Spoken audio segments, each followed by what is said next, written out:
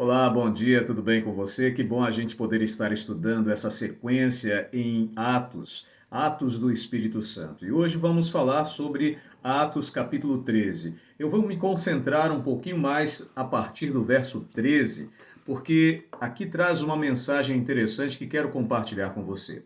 Nós vamos ler do verso 13 até o verso 15. Partindo de Pafos, Paulo e os que estavam com ele chegaram a Perge da Panfilha, mas João, apartando-se deles, voltou para Jerusalém. Eles, saindo de Perge, chegaram a Antioquia da Pisídia. Entrando na sinagoga num dia de sábado, assentaram-se.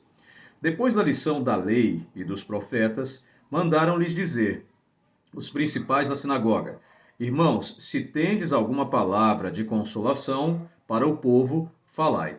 Eu vou acrescentar o verso 16. Paulo levantou-se e, pedindo silêncio com a mão, disse: Homens de Israel, e os que temei a Deus, ouvi.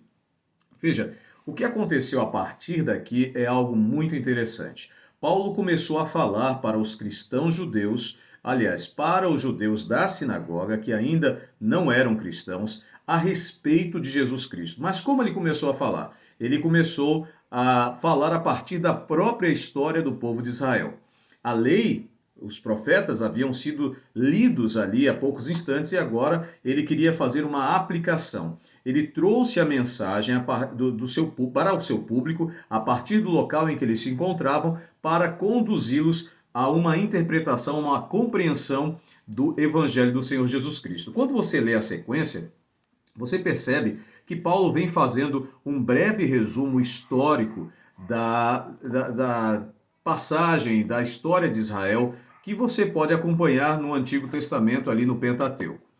Bem, enfim, no verso 26, ele já tem uma mudança de fala. Ele diz assim: Irmãos, filhos da geração de Abraão e os que dentre vós temei a Deus, a vós é enviada a palavra desta salvação.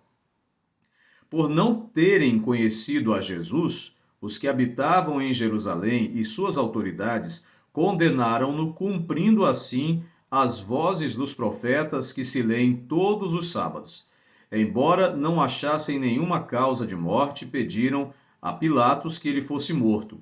Então aqui ele já começa dizendo que todos esses profetas, todos esses que escreveram o Antigo Testamento, o Primeiro Testamento ou o Velho Testamento, como preferir, eles apontaram para Jesus Cristo, eles falaram que o Messias viria.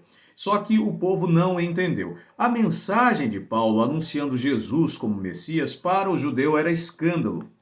E ele mesmo fala que era escândalo porque eles não acreditavam, os judeus não conseguiam crer que o Messias morreria de forma vergonhosa. Os judeus davam muito valor às habilidades, às capacidades físicas. Portanto, o Messias que eles esperavam era um Messias que tinha um ar de guerreiro, de vitorioso, de conquistador, e não um derrotado, humilhado e morto numa cruz, o tipo de morte mais vergonhosa que existia naquela época.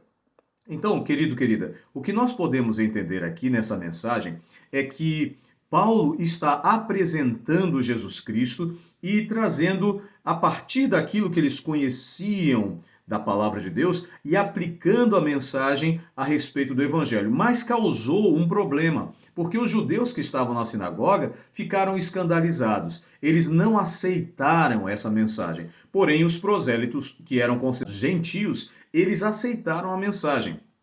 Eles pediram para que Paulo voltasse. Veja, no verso 42 diz assim: Quando Paulo e Barnabé iam saindo da sinagoga, o povo rogou que no sábado seguinte lhes dissessem as mesmas coisas.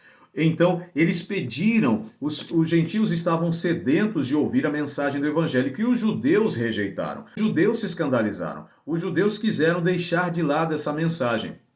Então, querido, querida, nós queremos aqui apresentar para você o perigo do tradicionalismo, o perigo de achar que a mensagem pode cair no cansaço, no enfado, ou de não aceitar uma verdade.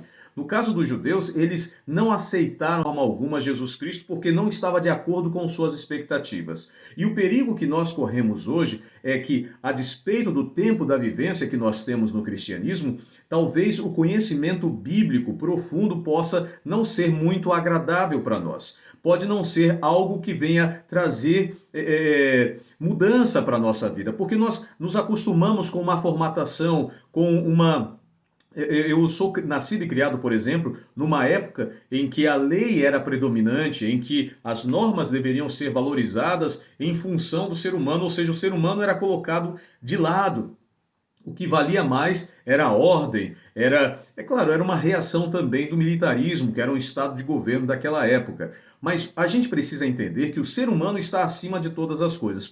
O ser humano precisa também se submeter à vontade de Deus. Quando nós sacrificamos a verdade do Evangelho, a graça do Senhor Jesus em função da lei, nós corremos o risco de escandalizar pessoas. Então, nós não podemos nos escandalizar quando a graça é apresentada e não podemos também retirar aquele que está precisando da graça da misericórdia do Senhor Jesus. Então, nesse texto aqui, nós encontramos dois grupos. Um que estava necessitando do conhecimento e outro grupo que estava rejeitando o conhecimento, porque estava apegado à forma, estava apegado à lei, estava apegado a uma tradição. Muito cuidado quando você se permite levar pela tradição e transforma a tradição, ou quem sabe até um ponto periférico, como se fosse centro. Muitos estão caindo no perfeccionismo porque alegam.